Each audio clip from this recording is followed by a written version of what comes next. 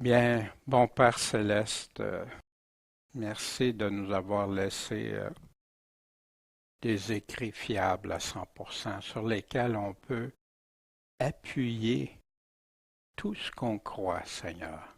On sait que notre foi doit venir de ta parole seulement. Puis c'est ce qu'on veut s'attarder encore ce matin. Fait que puisses-tu nous conduire, nous guider, puis que nos cœurs soient toujours réceptifs à toi. Puis à nous faire nous fortifier, nous faire progresser en toi. En ton saint nom, Jésus-Christ, notre Maître, notre Seigneur, notre Sauveur. Amen.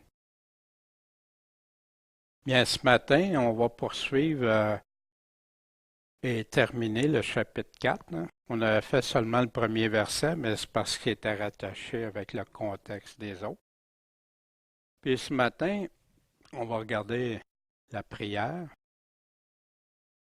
des portes ouvertes ou fermées,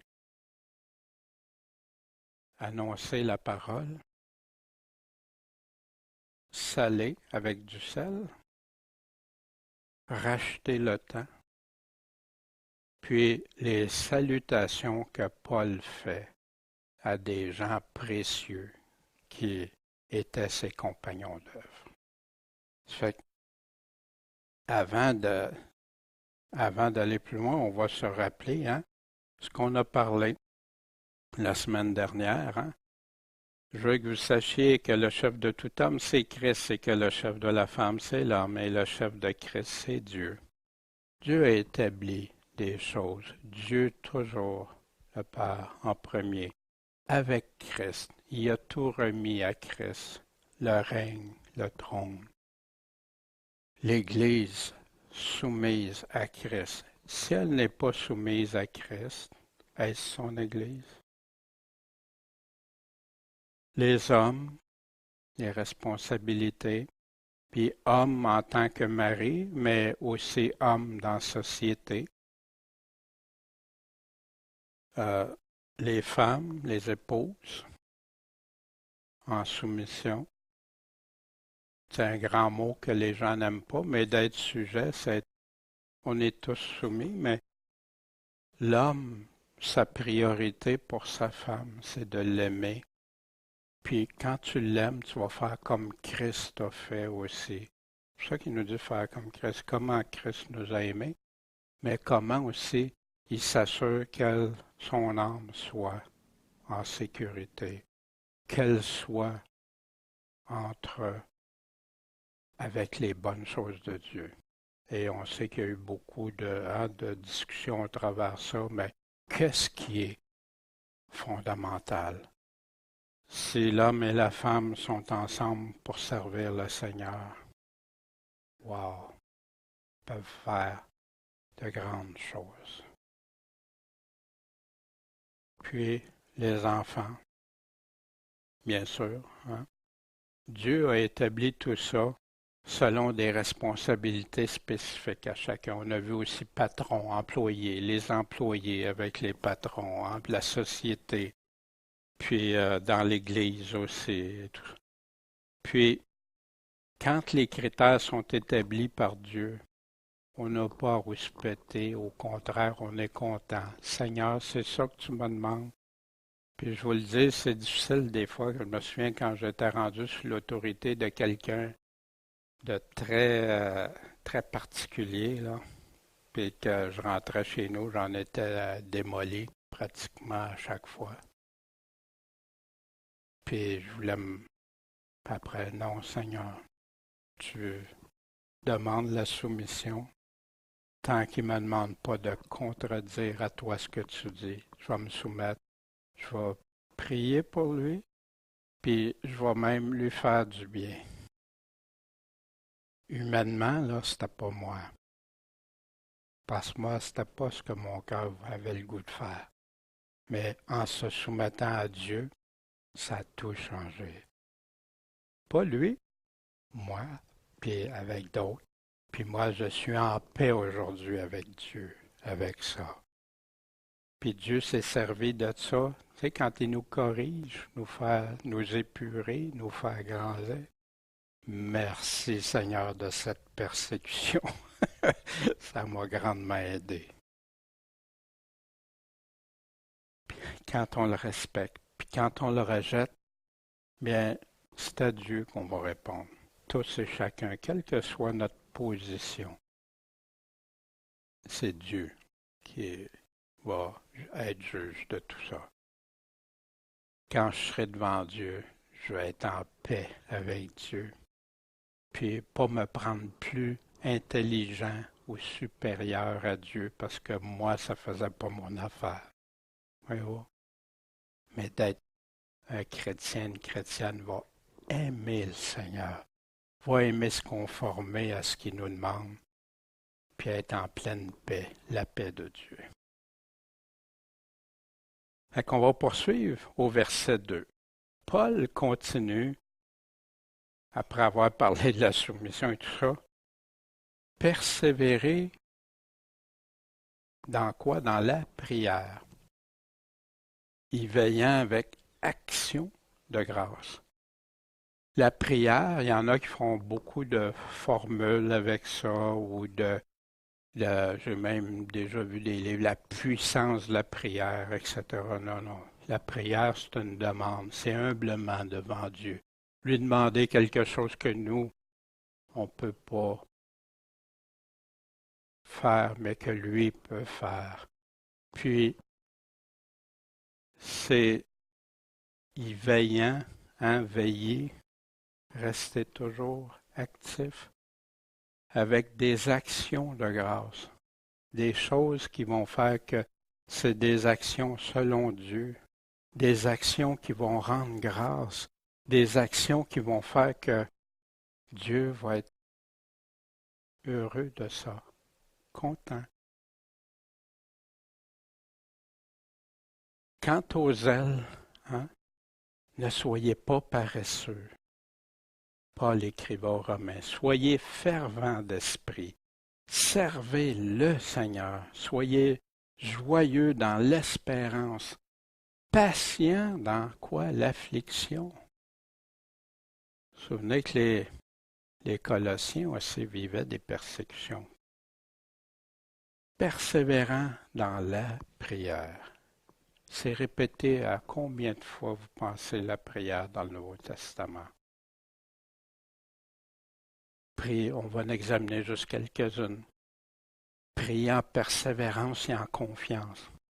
Fait que Jésus donne une parabole, puis dans l'introduction, on a déjà la conclusion. Qu'il faut prier toujours, puis pas se relâcher.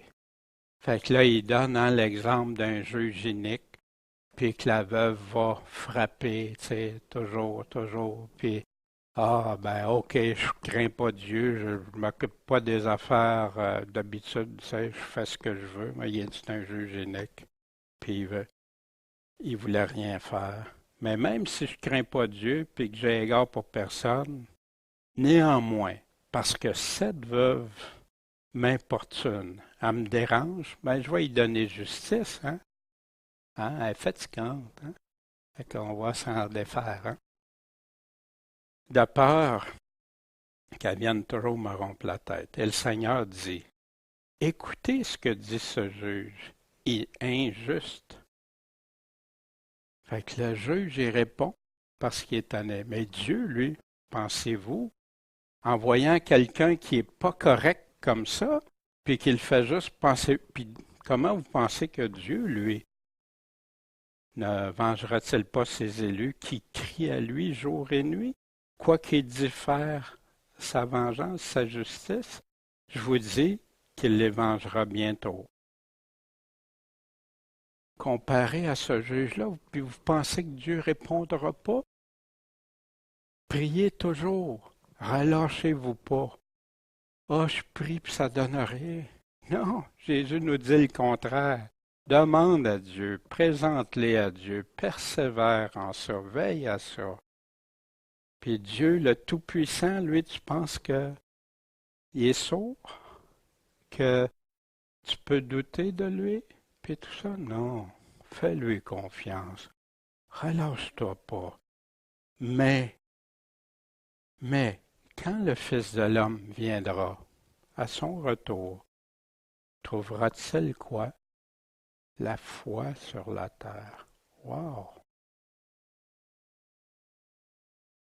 Sans la foi, il est impossible de plaire à Dieu. Pourquoi à son retour, dans une époque d'apostasie puis tout ça? Puis beaucoup vont abandonner dans les persécutions, comme la parole nous dit. Pourquoi?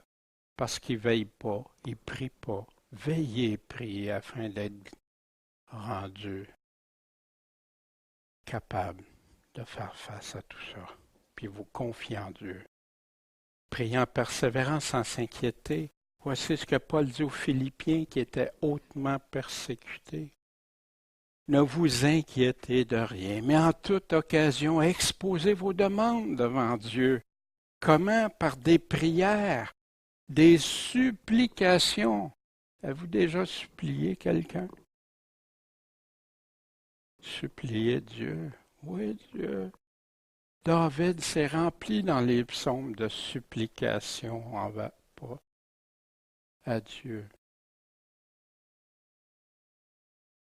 Par des prières, avec quoi? Toujours des actions de grâce, c'est jamais séparé. Comme Jésus dit aussi, il va répondre à qui? À ceux qui font ce qu'il lui demande, selon sa volonté, qui marchent selon sa volonté, il va répondre. Puis la paix de Dieu qui surpasse, ça veut dire que c'est plus grand encore que toute intelligence, va garder vos pensées, vos cœurs et vos pensées en Jésus-Christ. Il y en a qui pensent, je vais prier, fait que je vais avoir la paix, mais c'est la paix qui va garder tes pensées en Jésus-Christ, comme Christian nous partageait ce matin, des frères, des sœurs, là. Ils ont une paix qui surpasse toute intelligence, puis qui garde leurs pensées, même si tout ce qu'ils vivent, ça va mal. La paix de Dieu qui a fait que des chrétiens s'en allaient au bûcher, puis qui chantaient des cantiques, qui parlaient de l'Évangile, qui ont même chanté en brûlant. Est-ce possible? Est-ce possible humainement? Et quand Dieu dit qu'il s'occupe de ses enfants, il s'en occupe. Au reste, frères, que toutes choses qui sont vraies, véritables, la vérité, toutes celles qui sont honnêtes, rien de malhonnête, et celles qui sont justes, pas d'injustice, toutes celles qui sont pures, pas contaminées, toutes celles qui sont aimables, qu'on aime, toutes celles qui sont de bonne réputation, où il y a quelques vertus, qui sont dignes de louange, que toutes ces choses occupent vos pensées. Hein, qu'est-ce que je vais penser? On nous le dit ici. C'est quoi? Quelle pensée Dieu veut qu'on ait? On l'a ici. Mais si je me laisse toujours avec des pensées qui vont contraire à ça, ou qui vont dans une autre direction, ça se peut que je ne sois pas en train d'accomplir ce que Dieu veut. Vous les avez aussi apprises, reçues et entendues de moi, de l'apôtre Paul. Et vous les avez pas juste entendues, vous les avez vues en moi. Entendre la parole puis la pratique. Paul faisait ça. Faites-le et le Dieu de paix sera avec vous. Wow, quelle belle. Faites ça, ce que je vous dis, puis le Dieu de paix va être avec vous. Le monde ne cherche pas ça, la paix. Mais il la cherche d'une façon. Nous, on la reçoit d'une façon selon Dieu. La 7e arme de Dieu, vous savez c'est quoi, hein? La prière. Vous vous souvenez, Paul, quand il parlait de l'armure du chrétien? Bien, la prière est la 7e arme que Paul décrit. La première chose, ta ceinture, la vérité. Pas de vérité, ça ne fait pas partie de l'armure de Dieu. Le mensonge, les fausses doctrines, les faussetés. La deuxième, la cuirasse qui protège, hein? la justice de Dieu selon Dieu. Le zèle de l'Évangile. Sois pas trop zélé.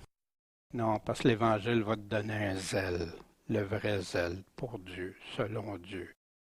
Pas de tiédeur. Le bouclier de la foi, qu'on peut éteindre tout ce que le malin nous envoie parce qu'il est en train de parler qu'on n'a pas à lutter contre la chair et le sang. Et, on sait. La foi. Le casque du salut. Oui, parce que c'est ça, la finalité dans ma foi, d'être avec Dieu pour toujours. L'épée de l'esprit, l'arme offensive, la parole de Dieu. Puis la septième, qu'est-ce que Paul rajoute? Priant en tout temps, par l'esprit, par toutes sortes de prières. Toutes sortes de prières et de supplications, veillant à cela en toute persévérance et priant pour tous les saints. On va revoir ça tantôt aux Colossiens aussi. Et pour moi aussi, afin qu'il me soit donné de parler librement avec hardiesse pour faire connaître le ministère de l'Évangile. Ben, si tu fais connaître un mystère, c'est plus un mystère. Pour lequel je suis ambassadeur dans les chaînes. Paul était en prison à cause de ça, en sorte que j'en parle avec hardiesse, comme je dois en parler. Wow! Paul, il demandait à ce qu'on prie pour lui, lui qui avait été choisi apôtre du Seigneur, puis il avait besoin de présenter avec hardiesse, comme il faut, l'Évangile. Et nous, on n'aurait pas besoin qu'on prie les uns les autres pour quand on... Oui, oh. Wow! Wow! Paul se prenait-il pour quelqu'un d'autre? Loin de là. Loin de là. Prier en même temps pour nous, puis aux Colossiens, il va dire la même chose qu'on vient de lire. Prier en même temps pour nous. Puis là, il inclut ceux qui sont avec lui pour prêcher. Afin que Dieu fasse quoi? Nous ouvre la porte de la parole. Ben, pourquoi qu'il demande ça? Pourquoi qu'il veut que Dieu ouvre une porte? Il va évangéliser, c'est tout? Non. Dieu est au contrôle. Dieu amène les personnes, mais comment il veut qu'on parle la bonne façon. Puis lui va attirer les personnes. Vous savez, j'ai connu des personnes qui ont parti comme missionnaires. On leur avait dit, oui, il faut absolument aller évangéliser, puis ça, c'est la grande chose. Ils sont partis, ils sont revenus. Grande déception. Ça n'a pas marché. 2 couples en des temps différents, séparés, divorcés, ne suivent plus le Seigneur. Mais qu'est-ce qui s'est passé? Si Dieu n'ouvre pas la porte, on peut travailler en vain, puis surtout si on fait ça avec nos propres efforts, puis qu'on se décourage, puis qu'on n'est pas. Mais si Dieu ouvre une porte, souvenez Paul, l'Esprit Saint a empêché Paul d'aller à un endroit, il l'a envoyé en Macédoine. Pourquoi? C'est Dieu. Dieu peut ouvrir la porte pour annoncer le mystère de Christ à cause de qui je suis dans les chaînes. Vous voyez, quand je vous disais Colossiens et Éphésiens, là, il y a beaucoup de choses très similaires aux deux églises. Et que je le fasse connaître comme il faut que j'en parle. Imaginez un apôtre qui dit que le Seigneur me donne comme il faut que j'en parle. Aux Corinthiens, cependant, je demeurai à Éphèse jusqu'à la Pentecôte. Pourquoi? Parce qu'une grande porte m'y est ouverte avec espérance de succès. Avec l'espérance, ça ne voulait pas dire que... Non, la porte est ouverte, puis Il y avait une espérance que tout ça réussisse. Mais il y a beaucoup d'adversaires, comme aujourd'hui. Comme aujourd'hui. Nous, est-ce qu'on prie pour une porte ouverte, en persévérance, puis qu'on puisse l'annoncer de la bonne manière, que Dieu nous guide dans tout ça. Prier pour une porte ouverte. Paul disait aux Corinthiens, quand j'ai été à Troas pour l'évangile de Christ, quoique le Seigneur m'y eût ouvert une porte, je n'avais pas l'esprit en repos. Puis là, il dit pourquoi je ne trouvais pas de site. C'est pourquoi, bon, puis il a fait des démarches. Puis, grâce soit rendue à Dieu qui nous fait toujours triompher en Christ et qui répand sur nous l'odeur de sa connaissance en tout lieu.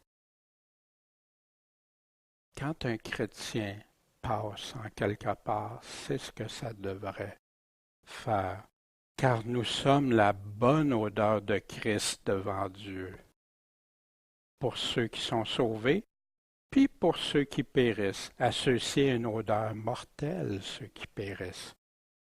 L'odeur n'est pas bonne pour eux. C'est pour ça qu'ils détestent. Ils ne veulent pas venir à la lumière, puis tout ça. Donnant la mort, et à ceux-là une odeur de vie, une odeur vivifiante, donnant la vie. Et qui est suffisant pour ces choses? Parce qu'on ne falsifie pas la parole de Dieu comme beaucoup le font il y a 2000 ans. Mais nous parlons avec sincérité comme de la part de Dieu. Pensez-vous qu'on peut changer les paroles de Dieu quand on parle en vérité et en sincérité de la parole de Dieu? Puis, devant Dieu en Christ. Vous savez, devant Dieu, le Seigneur dit, si quelqu'un ajoute, enlève à ses paroles. Wow, les gens se permettent aujourd'hui toutes sortes de choses. Wow, quelle tristesse. Puis la porte ouverte, le Seigneur a ouvert la porte. C'est le Seigneur qui peut nous ouvrir. Puis il précise dans la Révélation, l'Apocalypse. Voici ce que dit le Saint, le véritable, celui qui a la clé de David. Je ne sais pas qui ça peut bien être, hein? Notre Seigneur Tout-Puissant, bien sûr, qui ouvre. Puis quand il rouvre, personne ne peut la fermer. Qui ferme, puis quand il la ferme, c'est fini maintenant, c'est fermé, personne ne l'ouvre. Je connais tes œuvres. Voici, j'ai ouvert une porte devant toi, mais il n'y a personne qui peut la fermer. Pourquoi? Parce que tu as peu de force. Tu n'es pas une assemblée majeure, tu sais, comme les gens. Waouh, wow, regarde ça, ils peuvent. Regarde là. Tu as peu de force, mais tu as gardé quoi? Ma parole. Et que tu n'as pas renié mon nom. Deux choses ici. Ils ont gardé la parole de Christ, puis ils ne l'ont pas renié, eux autres, malgré tout ce qui arrive. Voici, je t'en donnerai de la synagogue de Satan qui se dit juif. On peut réfléchir à qui se prétend juif ou vivre selon, qui mélange les règles de l'Ancien Testament avec les choses et tout ça, mais qui mentent. Voici, je les ferai venir afin qu'ils se prosternent à tes pieds, puis qu'ils connaissent que je t'ai aimé. Ça va arriver au retour de Christ et il y a bien des choses qui... Parce que tu as gardé la parole de ma patience, de ma persévérance, tu as persévéré. Moi-même, je te garderai de l'heure de la tentation qui doit venir sur le monde entier pour éprouver les habitants de la terre. Comme Dieu a protégé le peuple d'Israël avec Pharaon, qui a envoyé les plaies, le peuple d'Israël, ils ont vécu des conséquences de certains de ces fléaux, mais ils ont été préservés. Sur les Égyptiens, sur les non-croyants, il arrivait des choses. Sur le peuple d'Israël, Dieu les protégeait. Je viens bientôt. Tiens ferme ce que tu as afin que personne prenne ta couronne. Pourquoi qu'on doit la tenir ferme? Pour pas que personne puisse nous égarer, nous envoyer ailleurs. Celui qui vaincra, je ferai de lui une colonne, etc. Puis il y aura un nouveau nom. Mais que celui qui a des oreilles écoute ce que l'Esprit dit à qui? Aux églises. Est-ce que sa parole est importante? Quand Jésus parle aux 7 églises, à chaque fois, si tu regardes attentivement, quand il y a 2 églises qui ne font pas aucun reproche, les 5 autres, à chaque fois qu'il y a un reproche, c'est parce qu'ils sont égarés des commandements de Jésus, de ce que Jésus leur avait dit de faire. Soit avec la séduction, soit prophétesse, soit soit ne plus avoir l'amour de Dieu de tout son cœur, son âme, sa pensée. Paul continue ici, conduisez-vous avec sagesse envers ceux du dehors. Avec sagesse. Mais quelle sagesse? La sagesse qui vient d'en haut, celle de Dieu, rachetant le temps. On va voir pourquoi. Hein? Paul en parle encore aux Éphésiens, la même chose. Voici ce qu'il disait. C'est pour ça, j'aime ça comparer les 2 lettres parce que ces 2 lettres, on pourrait les mettre côte à côte. Mais Paul va donner, la lettre aux Éphésiens est un peu plus longue. Paul va donner parce qu'il répond aux Éphésiens. Dieu savait tout ça d'avance qu'on a besoin. Pour ça, réveille-toi, toi qui dors, relève-toi d'entre les morts. À qui parle? À l'Église. Et Christ éclairera. Donc, prenez garde à vous conduire avec circonspection, pas comme des insensés, sans sagesse, mais comme des personnes sages. Rachetez le temps. Ça passe vite, le temps. Puis moi, j'essaie aussi de racheter. Seigneur, j'ai tellement été éloigné de toi une période de ma vie. Seigneur, je voudrais tellement que ce temps-là n'ait pas existé puis que je t'ai été consacré tout le temps. Car les jours sont mauvais.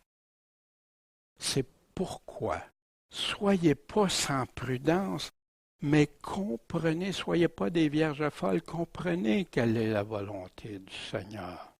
Soyez pas des insensés. Puis que votre parole soit toujours accompagnée de grâce. Aimer son prochain, vouloir favoriser son prochain, l'aimer, pas lui faire ce qu'on n'aimerait pas qu'il nous fasse, puis faire pour lui. Et assaisonner de sel. Mais pourquoi il parle de ça? Qu'est-ce que ça veut dire? On va aller voir dans le Nouveau Testament qu'est-ce que ça veut dire. Mais avant, on va regarder aussi d'où ça vient. De manière que vous sachiez répondre à chacun comme il faut. Fait que Paul tantôt priait pour qu'il puisse lui-même prêcher, mais là il dit qu'il veut que chacun de nous puisse le présenter comme il faut. La première fois qu'on entend parler de ça, c'est dans Lévitique.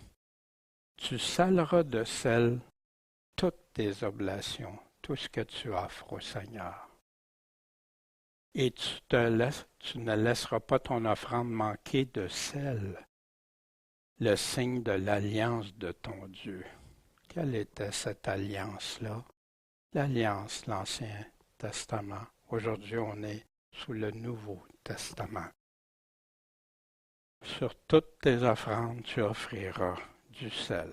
Dieu savait déjà un principe, puis démontrer, faire réfléchir, une image, l'ombre des choses à venir.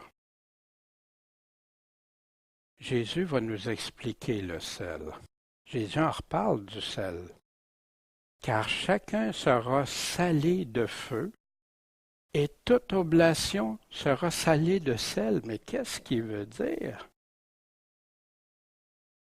Pourquoi le sel semble si important? C'est nous l'offrande. C'est pour ça quand Paul parle d'offrir nos corps en sacrifice vivant à Dieu, nous sommes devenus cette offrande, Puis pourquoi que quand on parle, il veut qu'on soit assaisonné de sel? On va voir qu'est-ce que Jésus, pourquoi. C'est une bonne chose que le sel. Mais si le sel perd sa saveur, avec quoi on va lui rendre sa saveur? Ayez du sel en vous-même et soyez en paix entre vous. Maintenant, on va retourner de quoi Jésus parlait. Quand il y a le quart ici, c'est parce que ça lie avec, c'est le pourquoi. Le pourquoi, chacun va être salé de feu et toute oblation de sel. De feu, vous savez ce que c'est, hein? Il y en a qui pensent à baptiser du Saint-Esprit, de feu, et ouais. Mais le feu, ça nous purifie. Ça purifie le chrétien. Ça lui enlève ce qui n'est pas de Dieu. Puis, de quoi il est en train de parler? Que si ta main te fait tomber, coupe-la. Il vaut mieux pour toi que tu entres dans la vie, n'ayant qu'une main, que d'avoir deux mains et d'aller dans la géhenne, au feu qui s'éteint pas, où leur verre ne meurt pas et où le feu ne s'éteint pas. Et si ton pied te fait tomber, coupe-le. Il vaut mieux pour toi que tu rentres dans la vie n'ayant qu'un pied, à la vie éternelle, que d'avoir deux pieds et d'être jeté dans Géhenne, dans le feu qui ne s'éteint pas, où leur verre ne meurt pas et où le feu ne s'éteint pas. Puis si ton œil te fait tomber, arrache-le. Il vaut mieux pour toi que tu entres dans le royaume de Dieu n'ayant qu'un œil, que d'avoir deux yeux puis d'être jeté dans la géhenne de feu, où leur verre ne meurt pas et où le feu ne s'éteint pas. Mais le quart de Jésus était relié avec tout ça. De quoi il est en train de parler? Puis pourquoi qu'on va être salé de feu? Brûler tout ça, enlever tout ça. Puis toute offrande sera salée de sel. Je ne sais pas si ça vous donne plus d'informations quand on dit assaisonner de sel. Je vais essayer de partager la parole à quelqu'un en étant sans sel, en étant une oblation tordue devant Dieu, corrompue. Je crois pas. Je crois pas. On peut avoir différentes façons de le voir, mais moi ici, je me colle à Jésus. Qu'est-ce que Jésus me dit? Puis Jésus dit aussi, heureux ceux qui sont persécutés pour la justice, parce que le royaume des cieux est à eux. Vous serez heureux à cause de moi, des injures, persécutions, des faussetés contre vous, toutes sortes de mal. Réjouissez-vous, tressaillez de joie, votre récompense sera grande. Parce que c'est de la même façon qu'ils ont persécuté les prophètes avant vous. Vous êtes le sel de la terre. Mais si le sel perd sa saveur, il n'y a plus ce qui doit avoir le sel. Avec quoi le salera-t-on? Il ne vaudra plus rien qu'à être jeté dehors et être foulé aux pieds par les hommes. Fait que pour moi, le sel représente vivre pour Christ, enlever tout ce que j'ai pas, qui n'est pas de Dieu en moi. Puis c'est relié toujours avec ça coûte. C'est pas sucré. Les prophètes, la même chose, ils ont vécu ça. Tous ceux qui veulent vivre d'une manière à représenter le sel vont avoir des choses à vivre de d'autres. On le voit à chaque fois qu'un chrétien veut marcher de manière salée. Qu'est-ce qui se passe? Ça offense souvent. C'est trop amer. C'est pas sucré et tout ça. Fait que moi, assaisonner ma parole de sel, c'est faut qu'elle soit selon Dieu. Faut que je sois selon Dieu, mais m'attendre aussi que oui, ça va être des choses qui vont déplaire à des gens aussi. puis qui peut amener de la persécution. En sagesse ou insensé, voici ce que le psaume 37, ce merveilleux psaume-là. La bouche du juste profère quoi? La sagesse. Sa langue prononce quoi? Ce qui est droit. La loi de son Dieu est dans son cœur, et ses pas ne chancellent pas. Le méchant épie le juste et cherche à le faire mourir. L'Éternel ne le laissera pas en son pouvoir et ne le condamnera pas quand il sera jugé. Dieu va s'en occuper, Dieu s'en souvient. Attends-toi à l'Éternel, observe quoi? Sa voix. Il va t'élever pour posséder la terre, les méchants seront retranchés à tes yeux. J'ai vu le méchant terrible et s'étendant comme un arbre vigoureux. Wow, ils sont si puissants. Hitler en a été un exemple. Mais il a passé, et voici, il n'est plus. Je l'ai cherché, il ne se trouve plus. Observe l'homme intègre et considère l'homme droit, car il y a un avenir pour l'homme de paix. Mais les rebelles sont entièrement détruits. L'avenir des méchants est retranché. De quoi vous pensez qu'il parle l'avenir? L'avenir pour l'éternité. Très clairement. Ici, il y a un avenir pour l'homme de paix, puis un avenir de retranché pour les méchants. La délivrance des justes vient de l'Éternel. Il est leur force au temps de la détresse. L'Éternel les aide et les délivre. Il les délivre des méchants et les sauve. Pourquoi? Parce qu'ils sont confiés en lui. Des choses qu'on sait, hein? Mais Dieu les a écrits pour qu'on les garde dans notre cœur, que ça soit répondu. Bien sûr, à qui répond Dieu? Car les yeux du Seigneur sont sur les justes et ses oreilles sont attentives à leurs prières. Mais la face du Seigneur est contre ceux qui font le mal. Puis qui est-ce qui va vous faire du mal si vous vous conformez au bien? Mais, quand même, vous souffriez pour la justice. Exemple, Néron, qui est à l'œuvre quand Pierre a écrit ça, vous seriez heureux. Dans le futur, bien sûr, mais dans le présent aussi, parce que l'apôtre connaissait ça, hein, il avait été battu pour avoir parlé de Jésus, puis ils sont sortis tout heureux.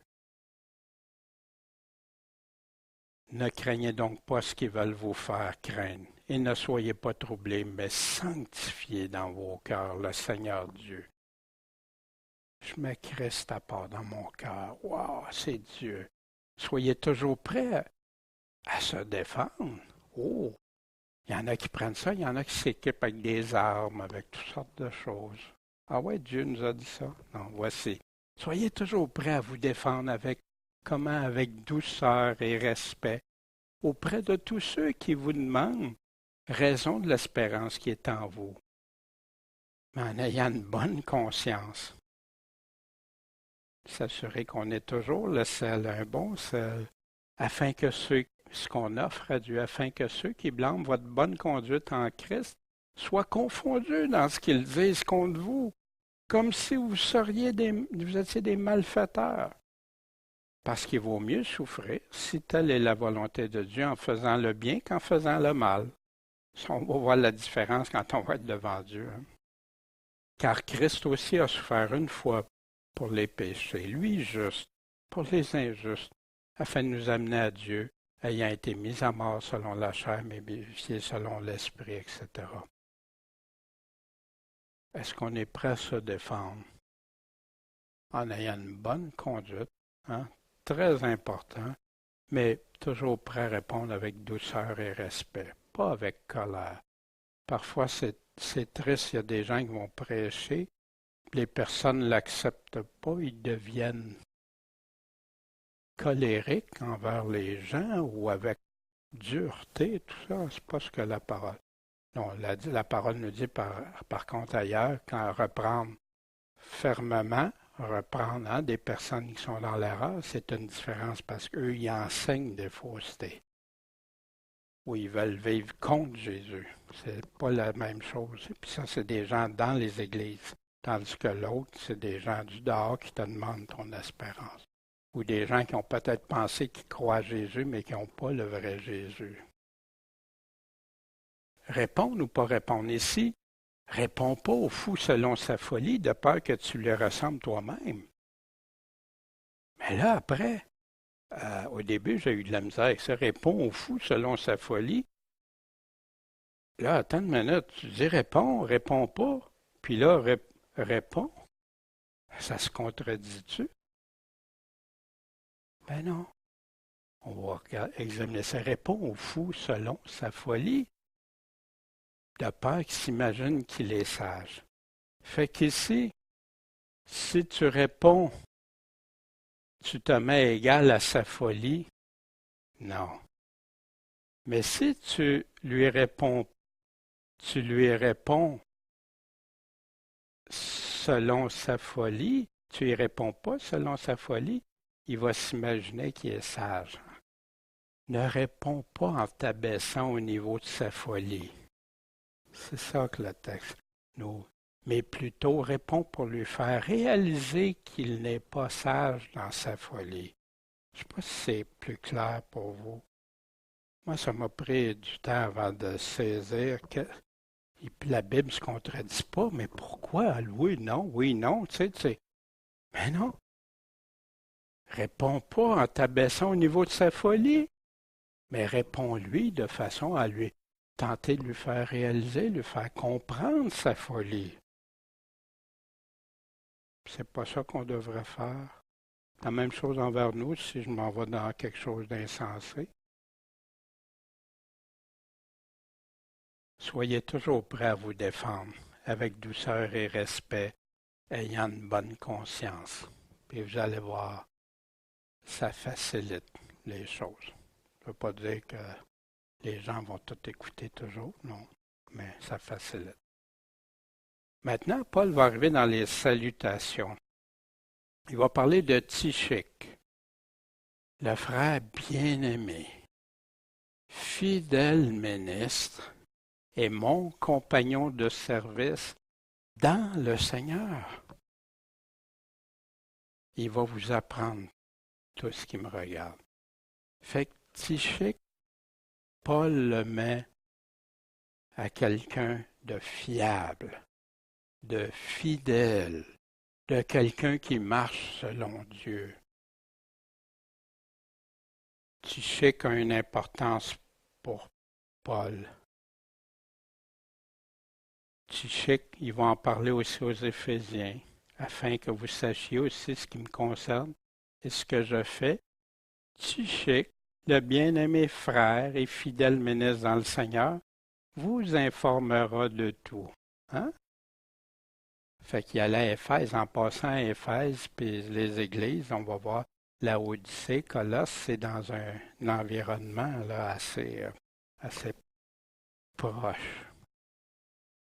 Je vous l'ai envoyé exprès afin qu'ils connaissent les choses qui vous concernent et qu'ils consolent vos cœurs. Pourquoi consoler? Pourtant, Paul avait des bons commentaires sur l'Église sud-Africaine. Oui, parce qu'il vivait dans des persécutions, dans des choses. Puis il les a mis au courant de faire attention.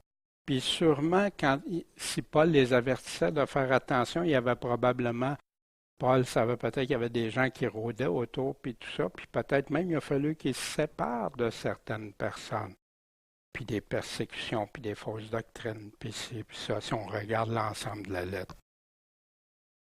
Paul dit aux Thessaloniciens, c'est pourquoi exhortez-vous les uns les autres, édifiez-vous les uns les autres. Exhorter, c'est encourager, mais aussi c'est dire quand il y a de quoi qui ne va pas. L'exhortation, il y en a qui pensent que c'est juste encourager tout le monde dans un sens juste les affaires qui vont le faire plaisir entendre. Non, exhortation, c'est exhorter à suivre le Seigneur, à rester dans le Seigneur, à persévérer dans le Seigneur. Édifiez-vous l'un l'autre, faites-vous grandir l'un l'autre, comme vous le faites aussi. Soyez en paix entre vous. Il répète ça continuellement. Parce qu'il y a beaucoup d'églises, les déchireux, parce qu'un comme ça, l'autre comme ça, telle autre affaire, telle autre affaire. Non, il y a des traits de personnalité, on en a tous. Mais la vérité, par exemple, il ne parle pas de dire rester en paix dans le mensonge. Voici pourquoi que je peux affirmer ça. Nous vous en prions aussi, frères, quoi? Reprenez ceux qui sont déréglés. Fait qu'il n'est pas en train de dire, ben, faut être en paix, puis s'il y a quelque chose qui est tout déréglé, laissez faire ça, pareil. Non, non. Consolez ceux qui ont le cœur abattu, découragés, supportez les faibles, soyez patients envers tous. Prenez garde que nul ne rende à personne le mal pour le mal, mais poursuive toujours le bien, soit entre vous autres ou envers tous. Tichic, le frère bien-aimé, fidèle Ménès, mon compagnon de service dans le Seigneur. Paul pouvait affirmer ça très clairement. Souvenez à Éphèse quand il y a eu Diane, la déesse, puis tout ça, puis tout le tumulte qui est arrivé. Après que le tumulte s'est apaisé, Paul a fait venir les disciples, leur ayant dit adieu, partait pour aller en Macédoine. Puis il les a enseignés, exhortés par plusieurs discours, plusieurs messages. Puis quand il a demeuré 3 mois, les Juifs ont commencé à y faire du trouble et tout ça. Puis il fut accompagné jusqu'en Asie par Sopater de Bérée, Aristarque, qu'on va voir, et Second de Thessalonique, Gaius de Derbe, Timothée, et par Tychique, puis Trophime d'Asie. Fait que Tychique était avec Paul depuis longtemps. Il suivait Paul. Paul l'avait éprouvé. Il savait, comme pour Timothée, comme pour tous les autres. Puis, ils les ont accompagnés, puis ils ont été avec lui. Aussi, on revoit Tychique. Moi, j'aime ça regarder. Quand on parle de quelqu'un, j'aime savoir. Dans d'autres cas, comme exemple, ce matin, on chantait David, hein, la chanson harmonique, le cœur de David et tout ça. Mais quand on regarde ça, on a beaucoup d'écrits sur David. On veut savoir sur Joseph, on en a beaucoup. Des fois, des noms que non, on n'a pas grand-chose, mais des fois, on a certains détails. Fait que ça nous aide. Paul l'avait éprouvé. J'ai envoyé Tychique à Éphèse. Puis, c'est comme quelqu'un qui était fidèle avec lui. Puis, il voulait être selon le Seigneur. Pour ça qu'il dit, dans le Seigneur, il marche selon le Seigneur. Il enseigne. Intéressant ici, quand tu viendras, apporte le manteau que j'ai laissé à Troas chez Carpus et les livres, principalement, quoi? Les parchemins. Ça, c'est intéressant parce que les parchemins, on sait que les Écritures étaient écrites sur des parchemins, les lettres que Paul écrivait, les lettres qui s'échangeaient. Puis là, il parle d'Alexandre le Forgeron. Aussi, tu sais qu'on le revoit dans Tite. Lorsque j'enverrai Artémas ou Tychique vers toi, hâte-toi de venir auprès de moi, Nicolas, car j'ai résolu d'y passer l'hiver. Fait qu'il envoyait, Tychique était quelqu'un que Paul pouvait vraiment avoir confiance. Quand il l'envoyait ou quand il envoyait Timothée, il donnait aux gens, lui là, puis il certifiait, regarde, lui c'est selon le Seigneur. Pas de problème. Accueillez-le, recevez-le. Onésime, fidèle et bien-aimé frère, qui est de votre pays, il va être avec lui. Ils vous informeront de tout ce qui se passe ici. Fait qu'il y a plein d'informations que le Seigneur, c'était pas pour nous. Ça n'avait pas besoin d'être écrit dans une lettre, mais pour que nous on ait aujourd'hui, mais qui était nécessaire pour eux. Puis Onésime, on le voit dans la lettre à Philémon. Vous vous souvenez, Onésime? C'était le serviteur. Le serviteur qui s'était enfui de chez son maître, puis qu'après, Paul a pris son aile, il s'est converti, puis tout ça. Puis Onésime, hein? C'est pour ça que je te prie pour mon fils Onésime que j'ai engendré. Puis il nous dit quand, pendant qu'il était emprisonné. Il l'a-tu rencontré là ou comment ça, on ne sait pas. Mais on sait une chose, c'est que c'était maintenant un frère dans le Seigneur, et tout ça. Aristarque, un autre, hein, qui nomme mon compagnon de captivité, vous salue, ainsi que Marc, il précise le cousin de Barnabas, pour lequel vous avez reçu des ordres. Puis là, il rajoute, s'il va chez vous, ben, recevez-le. Mais pourquoi qu'il précise ça, s'il va chez vous, recevez-le? Vous vous souvenez ici, premièrement, on va voir Aristarque, puis après ça, on va le voir. Fait ici, ils ont entendu, ils ont vu, ils ont été transportés de colère, hein, vous vous souvenez, grande et la Diane des Éphésiens, et toute la ville a été remplie de confusion, ils ont couru ensemble au théâtre, ils ont entraîné avec eux Gaius et Aristarque, qui étaient de Macédoine, puis étaient les compagnons de voyage de Paul. Fait que quand le grand tumulte qu'on a vu tantôt, là, il était là, Aristarque aussi. Fait que c'est intéressant parce qu'on peut aller voir que ces hommes-là étaient compagnons avec Paul. Ils ont fait face à toutes sortes de situations. Puis imaginez un tumulte comme ça, là, que là, tu ne sais pas si tu vas t'en sortir vivant, mais ils n'ont pas reculé, ils ont resté fidèles. Ils n'ont pas dit à Paul, mais après ça, ben va-t'en tout seul. Non, ils ont suivi, ils ont continué avec Paul, ils ont persévéré. Marc recevait-le. Voici pourquoi. Et Barnabas voulait prendre avec lui Jean, surnommé Marc. Je ne sais pas si c'est de là que vient Jean-Marc, là. Des fois, on entend ça, des Jean-Marc, hein, peut-être, je ne sais pas. Mais il ne semblait pas raisonnable à Paul de prendre avec eux celui qui les avait abandonnés en Pamphylie, qui les avait pas accompagnés dans l'œuvre. Il y a eu donc une contestation, en sorte que Paul et Barnabas, avec Marc, se sont séparés. Barnabas a pris Marc avec lui, s'est embarqué pour l'île de Chypre. Mais Paul, ayant choisi Silas, partit après avoir été recommandé à la grâce de Dieu par les frères. Il a traversé la Syrie et la Sicile, fortifiant les églises. Il y a eu deux positions. Et si Paul a dit non, il ne nous a pas suivis, il n'a pas été avec nous, tout ça, non. Après ça, on va voir par contre que Paul, c'est Dieu l'a béni tout au long du récit. Après ça, on voit Paul, Paul, Paul. Barnabas est revenu dans le portrait par la suite, puis Marc après. Puis Marc, ici, regardez ce que Paul dit dans sa dernière lettre qu'il a écrite à 2 Timothée. Luc seul est avec moi. Prends Marc et amène-le avec toi, car il m'est fort utile pour le ministère. Marc était revenu, il avait réconcilié avec Barnabas aussi, puis tout ça. Fait que maintenant, recevez-le. Parce que des fois, des frères peuvent avoir entendu, ben non, c'est ça, Paul l'a déjà exclu. Non, recevez-le maintenant, voyez-vous. La parole, si on regarde juste dans la parole. Au chapitre 4, toujours, Jésus surnommé Justus. Des Jésus, en passant, il n'y en avait pas juste un, hein, il y en avait plusieurs dans le temps, mais pas, il y en a un seul, Jésus-Christ, Jésus le Christ, il y en a juste un. Vous saluez aussi. Ils sont de la circoncision, hein, fait que c'est des Juifs. Puis ce sont les seuls compagnons d'œuvre dans le royaume de Dieu qui a été pour moi une consolation.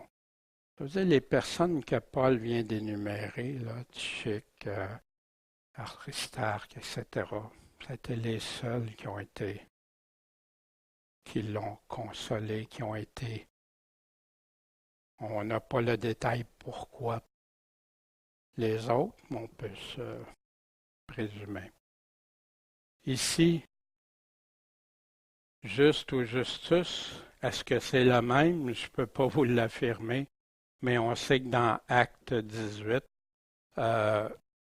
quand il disait ceux qui s'opposaient contre Dieu, que votre sang retombe sur votre tête, je suis net dès à présent, j'irai vers les gentils. Et étant sorti, il alla chez un nommé Justus qui craignait Dieu et dont la maison était proche de la synagogue. Puis Crispus, le chef de la synagogue, a cru au Seigneur avec toute sa maison. Et plusieurs Corinthiens qui écoutaient crurent et furent baptisés. Et le Seigneur, dans une vision de nuit, dit à Paul, crains pas, mais parle, tais-toi pas, Paul aussi avait besoin d'encouragement. Ouais, quand on regarde attentivement, moi, Paul, c'est sûr, c'est un homme que Dieu a choisi. Puis merci Seigneur pour un tel homme, un homme de foi, un homme inspiré par Dieu, qui nous écrit selon Dieu, qui nous dit les choses selon Dieu. Mais Paul lui-même dépendait de qui? Ne te tais pas, car je suis avec toi. Wow, c'est-tu quelque chose qu'on aime, ça, Seigneur? Et personne ne mettra les mains sur toi pour te faire du mal, parce que j'ai un grand peuple dans cette ville. Fait qu'en entendant ça, au lieu de s'en aller, il a demeuré donc 1 an et 6 mois, enseignant parmi eux quoi? La parole de Dieu. Fait qu'imaginez fonder une église solide dans la parole de Dieu, d'un apôtre solide pour le Seigneur. Épaphras, qui est des vôtres et serviteur de Christ, vous salue. Il n'arrête pas de combattre pour vous dans ses prières, afin que vous soyez parfaits et accomplis dans toute la volonté de Dieu. Il priait pourquoi? Pour qu'il soit parfait, accompli, que tout soit conforme à Dieu. Il en parlait d'Épaphras au chapitre 1, on avait vu ça. Et il avait été instruit par Épaphras, notre cher compagnon de service, un fidèle ministre de Christ. Wow! C'est-tu des paroles, j'aimerais entendre ça, chacun de nous. Fidèle ministre, fidèle serviteur, ministre et serviteur. Parce que je lui rends ce témoignage qu'il a une grande tiédeur pour vous. Faut pas être trop zélé, hein? Non, un grand zèle pour vous et pour ceux de Laodicée puis d'Hiérapolis. On va voir pour Laodicée dans quelques instants. Luc, le médecin bien-aimé, celui qui a écrit les Actes, celui qui a écrit l'Évangile de Luc, accompagnait Paul dans ses voyages. Vous salue ainsi que Démas. Marc, à Philémon, encore dans lettre à Philémon, Marc, Aristarque, Démas et Luc, mes compagnons de travaux, te saluent. Fait que si on voit Luc, mais il parle de Démas. Sauf que quand il est arrivé à la fin d'Emmaüs, qu'est-ce qui s'est passé? Il était fidèle compagnon de Paul, fidèle serviteur. Démas m'a abandonné, ayant aimé ce siècle présent. Wow! Selon la chair, selon les convoitises de ce monde, selon le monde, on est ennemi de Dieu. Qu'est-ce qui s'est passé, Démas? Qu'est-ce qui est arrivé? Paul priait sûrement pour lui. Il est parti pour Thessalonique. Crescens, lui, est parti pour la Galatie. Puis Tite pour la Dalmatie. Les autres, cette place, mais qui l'a abandonné pour aimer mieux le présent siècle? Démas, malheureusement. Ça devrait être un exemple pour nous tous d'être très prudents. Malgré qu'on fait pour Dieu, restons pour Dieu. Saluez les frères de Laodicée. Il revient avec l'église de Laodicée qui est proche. Laodicée, on le voit dans l'Apocalypse aussi. Et Nymphas, c'est l'église qui est où? Dans sa maison. La majorité des églises étaient dans les maisons.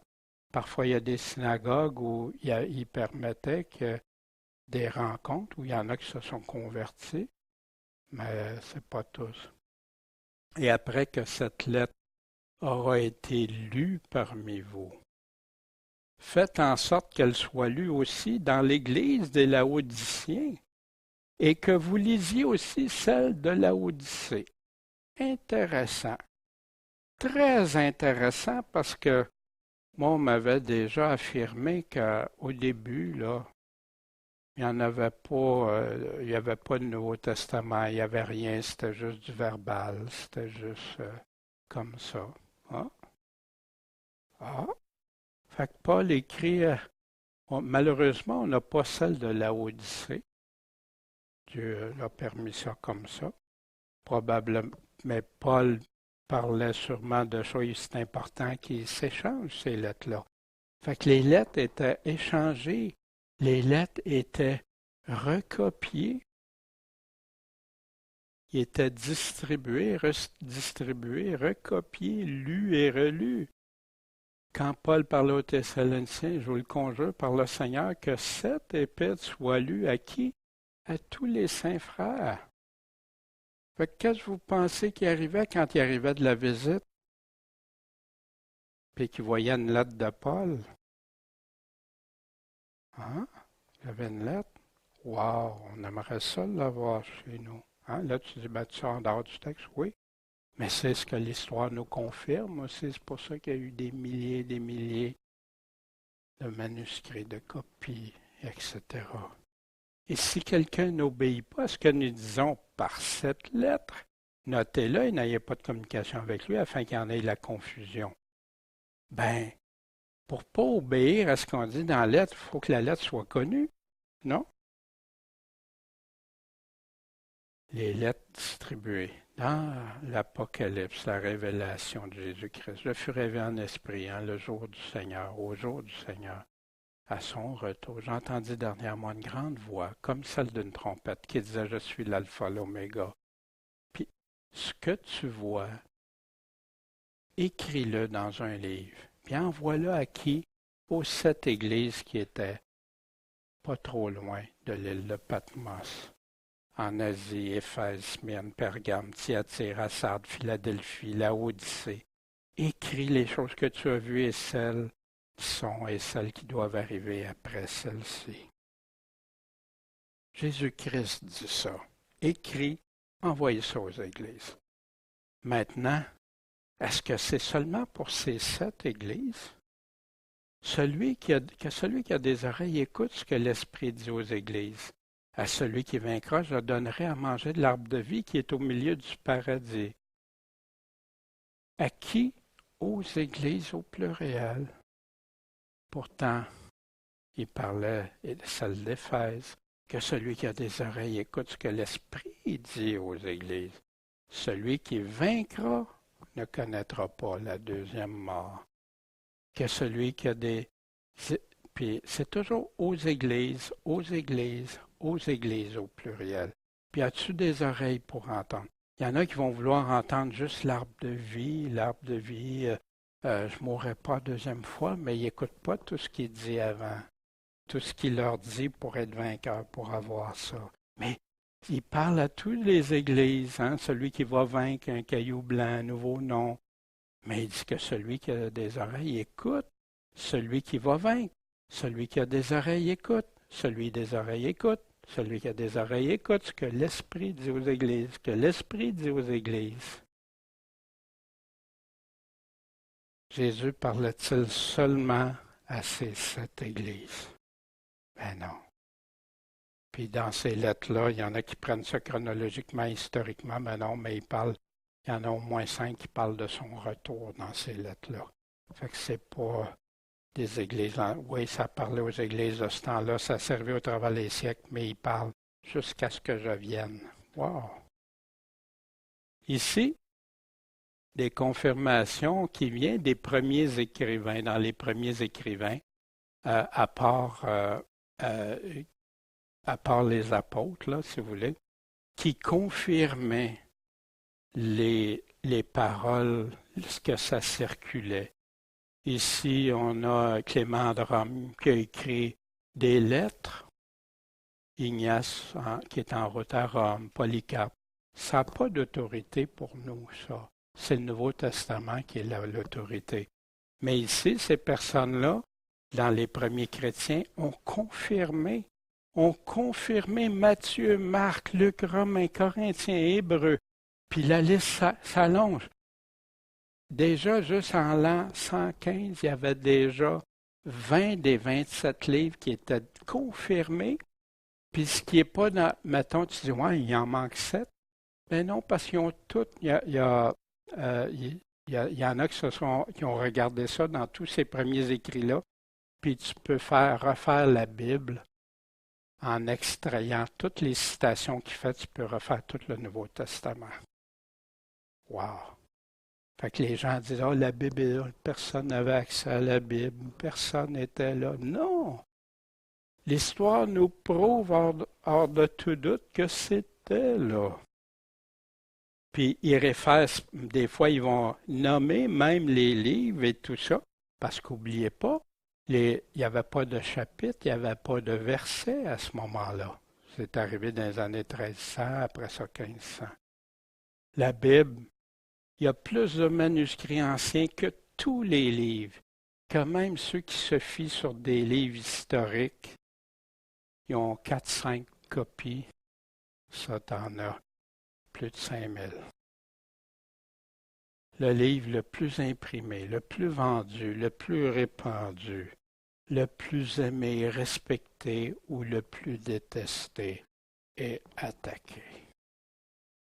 Quand Paul, si vous entendez que quelqu'un aussi vous dit, ben, garde, le Nouveau Testament, là, c'était pas vraiment connu. Oui, ça se parlait juste de bouche à oreille. Non. Le temps que les apôtres étaient là, je peux comprendre que des apôtres, il n'y a pas besoin tout de suite d'écrire tout de suite. Puis ils étaient là, puis c'est eux qui ont bâti avec les églises, mais qui ont écrit. Ils ont écrit l'Évangile rapidement après. Ils ont écrit, il y a celle de Jean qui est arrivée plus tard, qu'on a encore des écrits historiques. On a les lettres qui circulaient, qui faisaient le tour. Ici, Edith Archip considère bien le ministère que tu as reçu du Seigneur afin de bien le remplir. Fait que là, Paul voulait s'assurer qu'Archip, c'est peut-être une mise en garde, hein? Parce que moi, si tu me dirais ça, Daniel considère bien le ministère que tu as reçu du Seigneur afin de bien le remplir. Je peux le voir comme un encouragement, oui, mais je peux le voir aussi comme, y a-t-il de quoi que je suis en train de... Puis il parle ici, hein, bien sûr, de Archip, notre compagnon d'armes et à l'Église qui est dans ta maison, à Philémon. Moi, Paul, je vous salue de ma propre main. Lui-même l'a écrit. Parce que vous savez, des fois, il va nous dire, ben, je vous ai écrit, mais par Sylvain ou par un autre ici. Je vous ai écrit de ma propre main. Souvenez-vous de mes liens. La grâce soit avec vous. Amen. Ce matin, à partir de ce que Paul vient de nous dire, est-ce qu'on prie suffisamment? Priez pour nos besoins, priez les besoins des autres, priez pour la parole de Dieu. Selon Dieu, ben, hein? Pour annoncer la parole de Dieu, puis ceux qui la proclament. C'est important ça dans nos réunions de prière aussi. J'aime bien quand on prie pour ça. On a besoin de ça, puis avoir des gens qui vont prêcher droitement sa parole. C'est la seule planche de salut. Les paroles de la vie éternelle viennent d'un seul, Jésus-Christ, puis qu'après le donner, le confier à des apôtres, des personnes. Est-ce que je porte l'armure du chrétien pour ne pas devenir un Démas? Pensez-vous que Démas serait retourné dans le monde s'il aurait porté son armure? Puis je ne sais pas ce qui est arrivé à Démas par la suite, s'il s'est repenti et retourné, on ne le sait pas, hein, puis je ne pas. Mais, wow! Est-ce qu'on se conduit en sagesse, en rachetant le temps, puis un bon témoignage pour les autres, puis avec du sel, puis oui, ça ne plaît pas toujours, puis notre offrande à Dieu, d'offrir ce qu'on fait pour Dieu. Puis, à qui on peut dire, on pourrait dire d'eux autres, comme Paul disait, mon frère bien-aimé, fidèle serviteur, ministre, mon compagnon de service dans le Seigneur. Voyez-vous, on devrait pouvoir se dire ça à chacun de nous. puis l'être. Malheureusement, on sait qu'il y en a qu'on ne pourrait pas. On a regardé jeudi soir, hein, certains qui des fois s'éloignent, ne sont pas restés fidèles dans le Seigneur. C'est triste. Prions, prions pour ceux qui sont aux prises avec ça. Qui sont les compagnons d'œuvre dans notre vie pour Christ? Puis prions toujours les uns les autres qu'on le demeure tous. Mon Père céleste, merci de ta parole, puis Seigneur, que ça puisse nous édifier, nous fortifier, grandir en toi, puis qu'on s'attache à toi, toi Seigneur, puis qu'on s'aime les uns les autres, en toute sagesse, en rachetant le temps. En ton nom, Jésus-Christ, notre Maître, notre Seigneur, notre Sauveur qui a les paroles de la vie éternelle. Amen.